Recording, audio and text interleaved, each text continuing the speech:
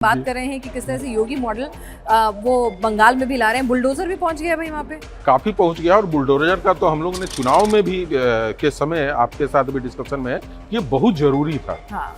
ये बुलडोजर बहुत ज्यादा था। बॉर्डर के एरिया में जाइए, आप उसकी छोड़ दीजिए, आप तो बॉर्डर के एरिया तक जाएंगे चल के ना, आप कलकत्ता शहर में चले जाइए, पूरे तरह के फुटपाथ समाप्त हो चुके थे। कोई भी सरकारी ऐसा जगह नहीं था जहाँ पे अतिक्रमण नहीं होता। और अभी तो बहुत सारे पेपर निकाला उन्होंने कहा कि ये सारे पूरी 100 कुछ की निर्माण किया, कहा कि मैं सब पे चलाऊंगा और सबकी जांच कराऊंगा। यदि सही है तो आपकी है, नहीं तो सरकार तो बाबा का बुलडोजर यूपी से निकलकर महाराष्ट्र भी पहुंच रहा है, बंगाल भी पहुंच रहा है, तो बुलडोजर हिट है। तो उन्होंने कहा कि भाई ये मॉडल अपना लेता हूँ। अभी तो एक सबसे पिनाजी 4-5 दिन पहले एक वीडियो आया था कि कहीं और जा रही थी ट्रेन के ऊपर बुलडोजर, हाँ। और लोगों ने देखा तो कहा कि बाबा ने भिजवा दिया। तो लोगों में बाबा का सिनोनिम हो गया है बुलडोजर पूरी तरह से, कोई डिनाइल नहीं, कोई डिनाइल नहीं है। और लोगों कहीं भी चले याद बाबा याद है। भाई देखिए, लॉ एंड ऑर्डर को स्थापित करने में बुलडोजर का जितना उत्तर प्रदेश में रहा योगदान, लोग कहते हैं कि भाई गरीबों के ऊपर चला। मैं कह रहा हूँ कि भाई गरीबों के ऊपर नहीं है, अवैध निर्माण के ऊपर चला, उन अपराधियों के ऊपर चला जो देश और राज्य में कानून व्यवस्था को अपने हाथ में लेकर चले थे। बुलडोजर वहां चलता, हमारे आपके घरों पर तो नहीं चलता है।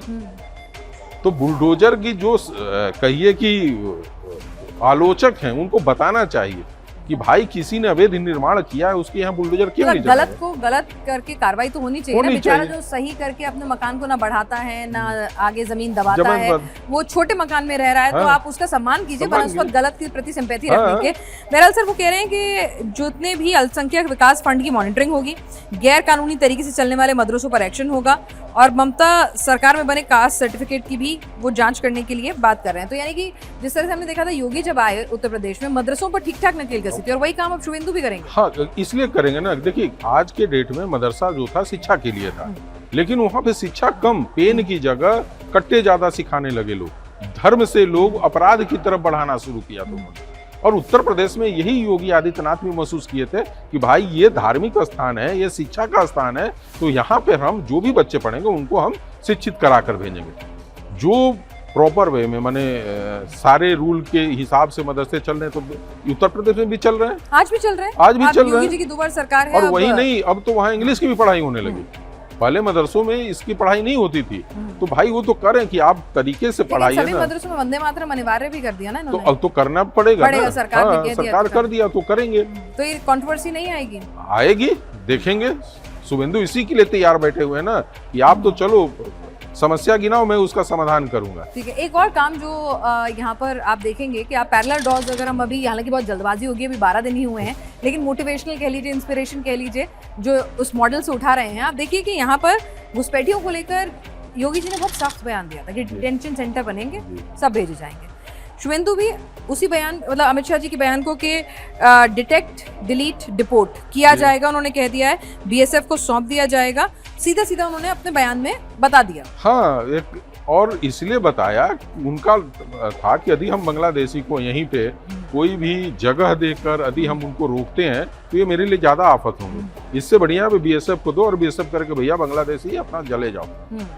हमारा काम है डिटेक्ट, डिलीट, और फिर उसके बाद डिपोर्ट बीएसएफ को दे दो, अब आप देखिए अपना करेगा। ठीक है, तो ये करना भी चाहिए। इसीलिए आप देखेंगे कि बॉर्डर एरिया का सबसे पहले आते, इस 15 दिन के अंदर में हुआ कि वहाँ हमको जो बाढ़ लगाना है, जो करना है, उसके लिए वो जमीन भी दे दिया गया। 147 एकड़ जो जमीन देना था उसको भी दे दिया गया। तो ये कहीं न कहीं भारतीय सुरक्षा को भी ध्यान में रखकर ये सारे निर्णय लिए जा रहा है कि भाई जो गलतियां पहले हुई वो गलतियां अब न हो। अब लोगों को ऐसे ही, जैसे बॉर्डर लाइन था नहीं, लोग नदी के रास्ते चले आते थे, झारखंड की तरफ से चले आते थे, तो अब उसको रोकने का एक अच्छा सा मिल गया कि जमीन मिल जाएगा, उस पर बाढ़ लग जाएगा, तो बीएसएफ को भी काम करने में आसानी होगी। और जिस बांग्लादेशी को लेकर हम काफी चिंतित हैं, जो घुसपैठी और ये जो अपीसमेंट, तो उसमें बहुत काफी रोक लगेगा। सर एक और चीज है, जो जब योगी जी ने सरकार संभाली थी तो उत्तर प्रदेश में लॉ एंड ऑर्डर बहुत बड़ी दिक्कत थी, इसमें कोई डिनाइल नहीं है, और लोग बाग रात में निकलने से डरते थे। हम लोग कई, अगर बात करें कि बड़ी बड़ी इमारतें तो बन गई थी, लेकिन सेफ्टी सिक्योरिटी अपने आप में एक इशू बड़ा समस्या था, और हमने उसको बदलते हुए सभी ने देखा है, महसूस देखा। उनके आलोचक भी इस बात से तो इनकार नहीं करेंगे।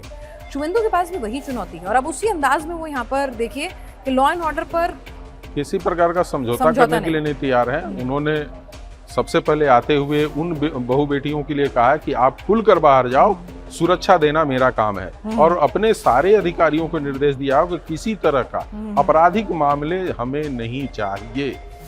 और आने के साथ ही जो उनके पीए के मर्डर कर कर भाग गए थे, जो बिहार से 3 लोगों को पकड़ के लाया गया, उसी की एक कड़ी भी है। उन्होंने दिखाया कि नहीं, ये सिर्फ राजनीति हत्याएं कर कर आप भाग नहीं जा सकते, आप जहां भी होंगे मैं खोज के लाऊंगा।